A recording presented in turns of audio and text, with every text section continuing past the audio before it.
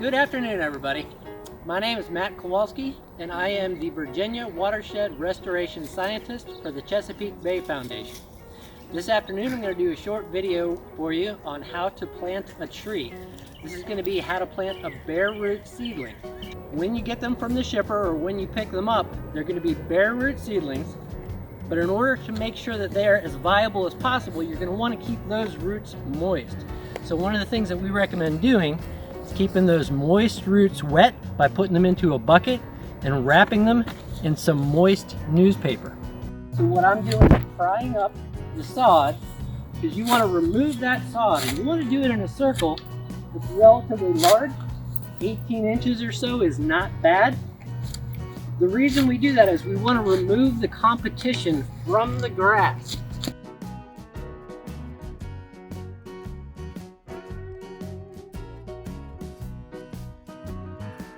Once you've got a nice circle established where those roots aren't going to be able to compete with your tree,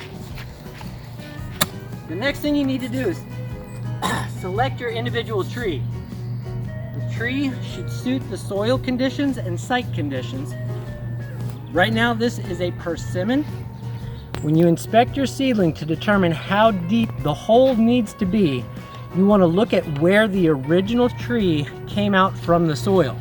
So find the root crown right there where the roots were buried in the soil and where the tree itself started to grow out from the soil. You want to bury it to that same depth when you plant your tree. So this is going to need to be 6 or 7 inches deep.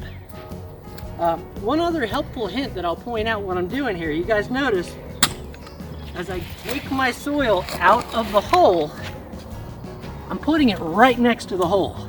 A lot of the times we get out on sites and we see volunteers especially that haven't done this before and they're really exuberant.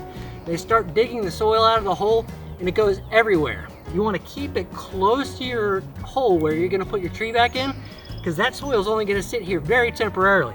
It's going to go right back in that hole around your tree. If you notice where the back of the shovel was going in, it's kind of smoothing out that hole. That's what we call glazing, and you want to avoid glazing if at all possible.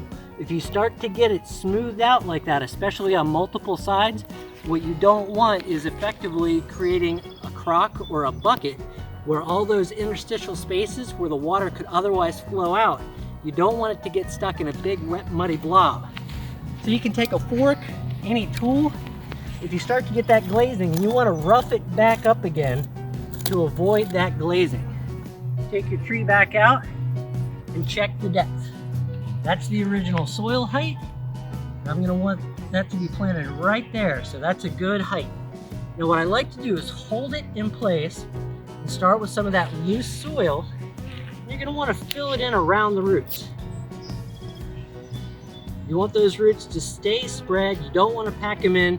One thing you certainly want to avoid, and you want to make sure that you dig that hole deep enough, always make sure that the roots on your tree continue to point down. Try to get them to spread if you've got multiple hair roots like that. One thing to avoid is digging your hole too shallow and then having that root hook back up toward the bottom. If that root is J-hooked, it's going to grow short. It's going to need to put out another primary root. It's just bad in general. So try to dig your hole deep enough, if you can, to make that root go all the way down.